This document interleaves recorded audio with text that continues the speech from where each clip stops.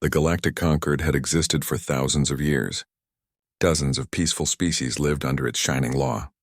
Trade was smooth, wars were rare, and life in most worlds was calm. Maybe too calm. Then came the newest members, humans of Earth. At first, no one wanted to deal with them. Every report about their home planet sounded like a horror story. A world full of poison, storms, and predators, gravity twice the standard, diseases that changed every year, and oceans that could swallow cities. The Concord scientists called it a Class 7 Deathworld, a planet where life should never have evolved. But it did. And those strange two-legged mammals didn't just survive there. They built civilizations, launched ships, and even laughed about it. So when the Xeral Academy of Xenobiological Studies opened a new exchange program, everyone thought the same thing. Who would be brave or foolish enough to visit Earth? 5 alien students volunteered. They were the best of their kind.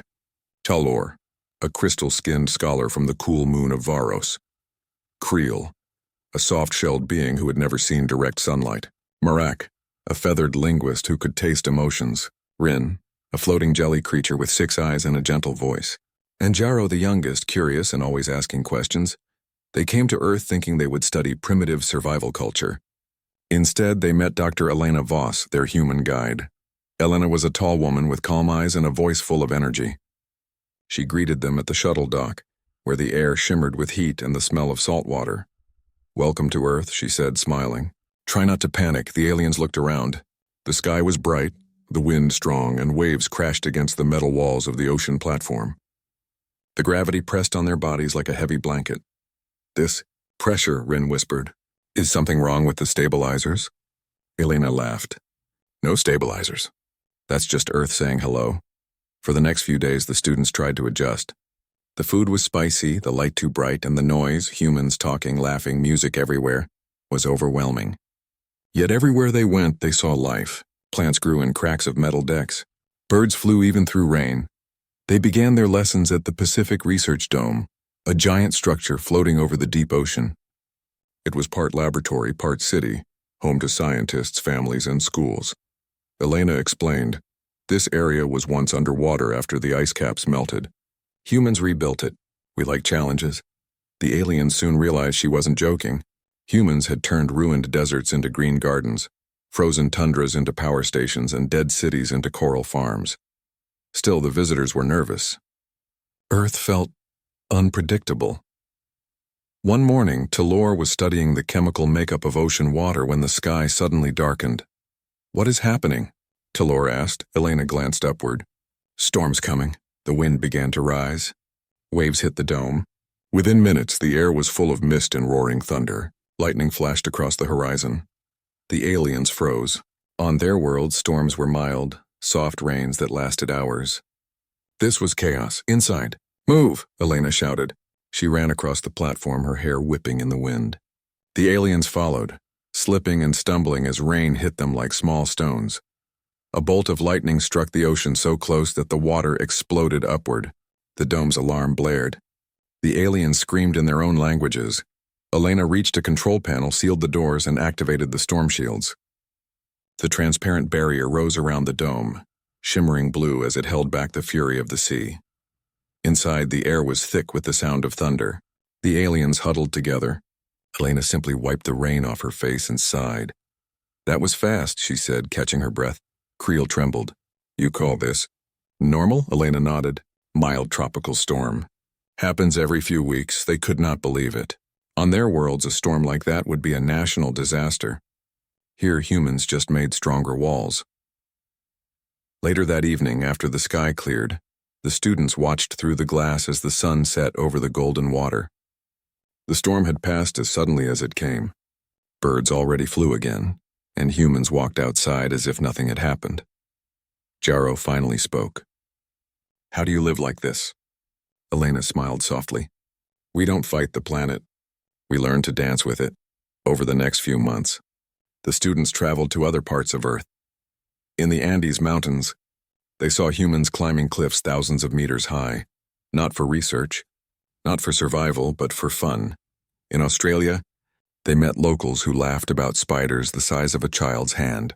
In Iceland, They walked near rivers of hot lava and snowstorms at the same time. Everywhere the aliens were shocked. But more than fear, they began to feel something else: respect. Humans lived in a world that should have killed them long ago, yet they found beauty in it. Children played in the rain. Farmers smiled under burning suns. Scientists studied volcanoes from meters away. One evening, during a trip to the Amazon reclamation zone, the lesson became personal.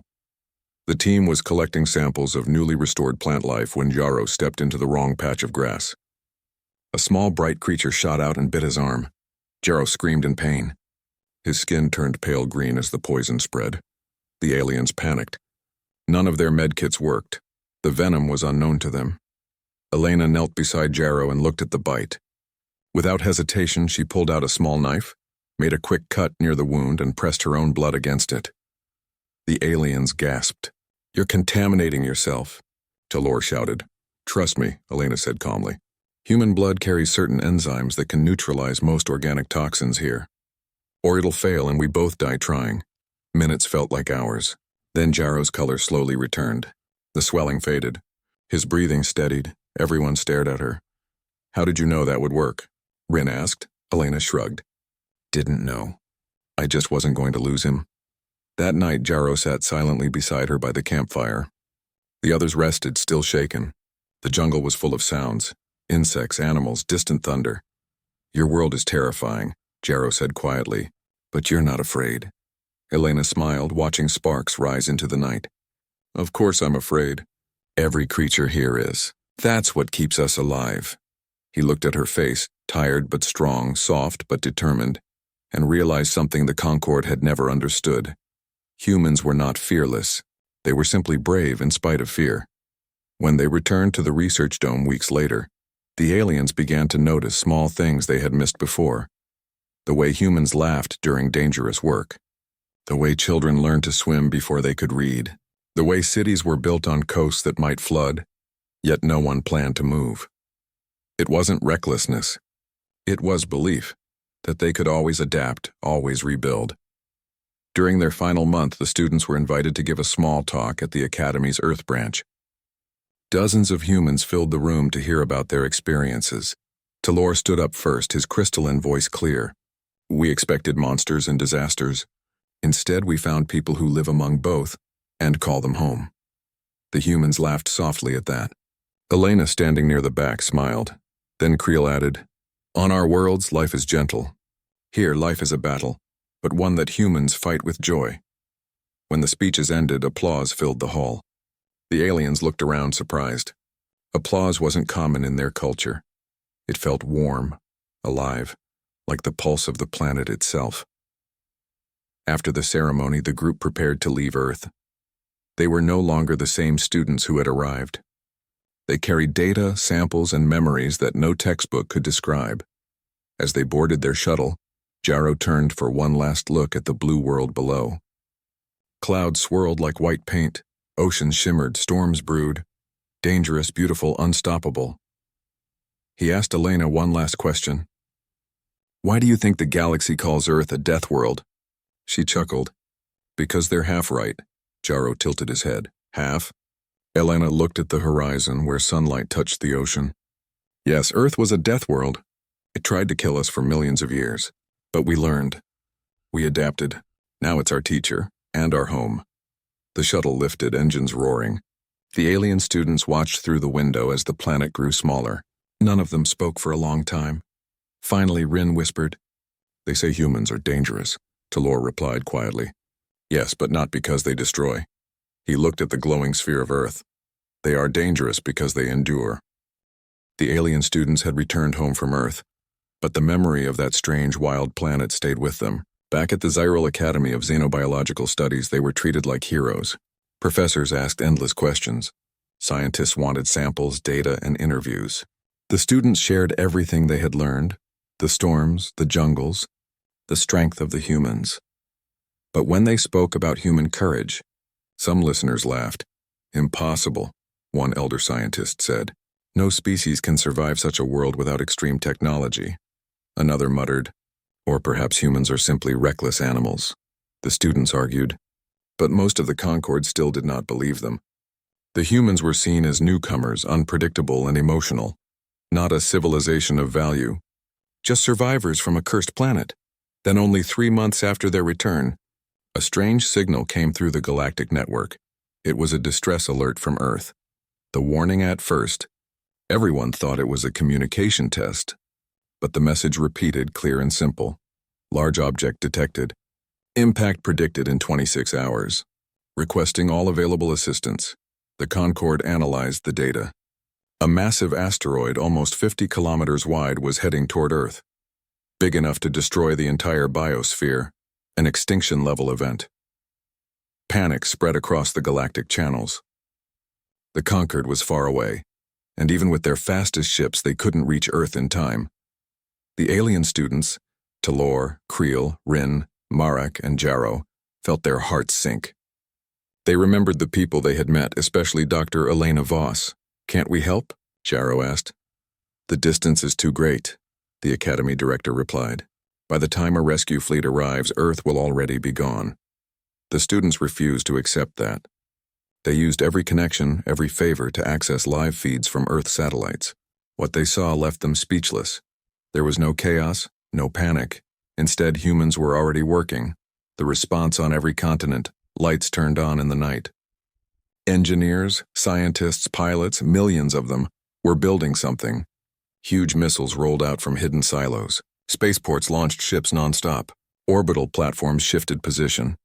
The students watched in silence as humans moved with purpose like a single mind. "Are they evacuating?" Rin asked softly. "No," Elena's voice replied from the transmission.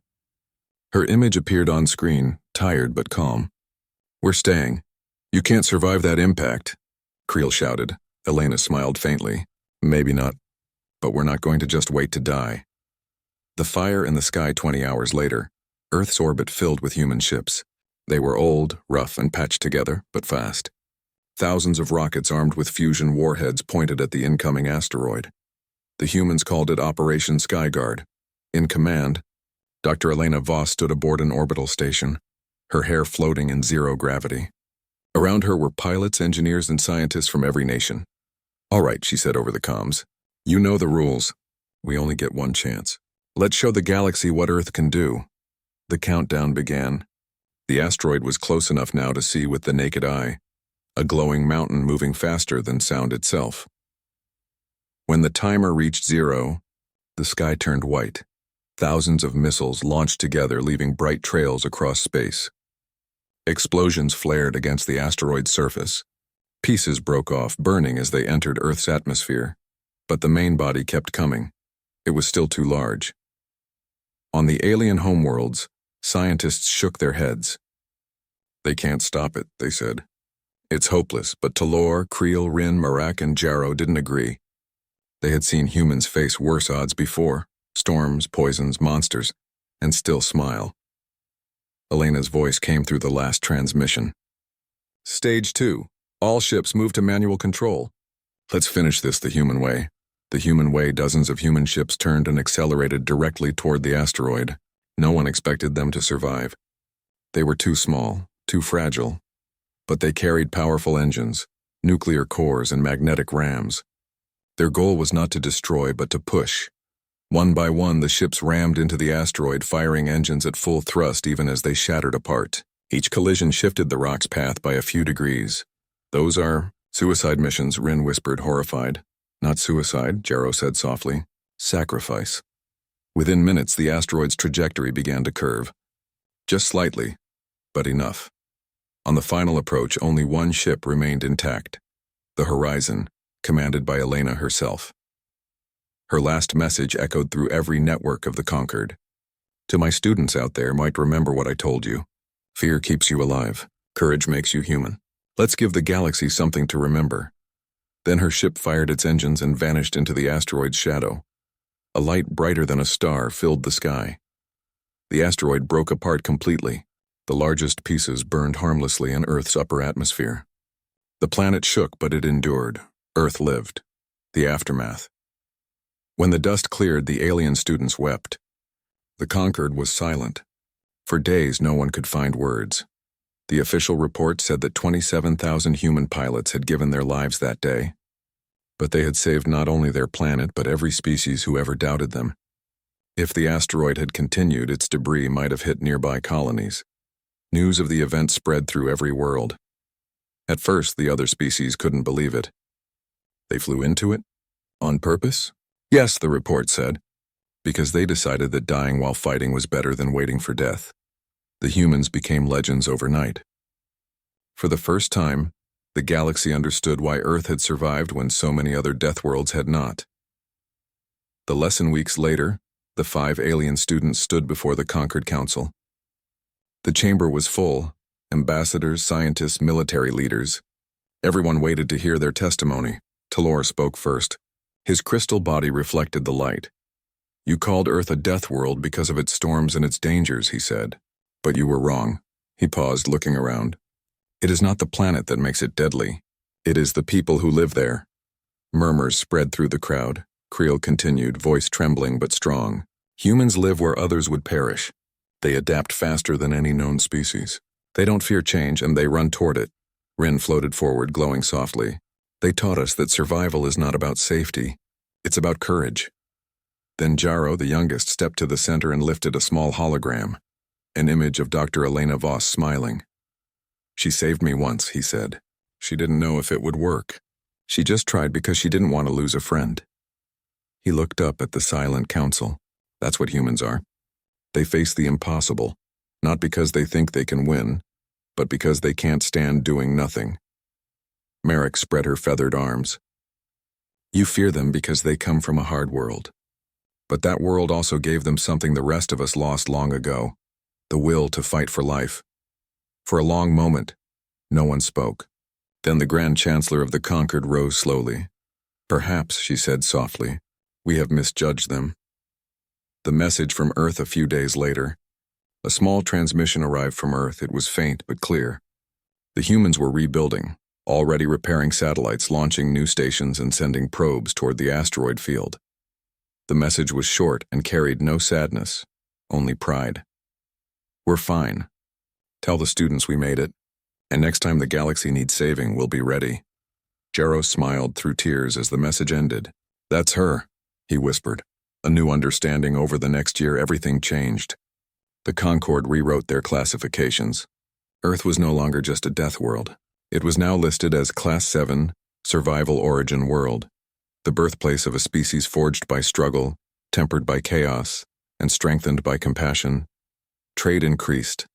Alien scientists visited Earth with new respect. Human engineers were invited to design survival systems for other planets. The 5 students became ambassadors, sharing what they had learned. Everywhere they went, they told the same story, about a storm, a poison bite, and a woman who smiled in the face of death. Jaro, now older and wiser, often ended his talks with the same words. Humans are not dangerous because they destroy. They are dangerous because they endure, and they inspire others to endure with them. The final memory years later, on a quiet night aboard a space station orbiting Earth, Jaro stood alone by a window. The planet glowed below him, blue and white, alive and beautiful. He thought of Elena, of her bravery and her smile. Somewhere down there, new generations of humans were laughing, building, dreaming. They would never stop. A soft voice spoke behind him, Rin's. Do you ever wonder what she would think now? Jaro smiled. I think she'd just say, told you Earth doesn't care if you die one, but humans do. They both laughed gently. Outside the window, a storm formed over the Pacific, lightning flashing in silent beauty. But to Jaro it was no longer something to fear. It was a heartbeat, the heartbeat of a death world that had raised the strongest hearts in the galaxy. And somewhere, deep in the stars, the galaxy finally understood the truth. Earth was not just a death world. It was the world that taught life how to fight back.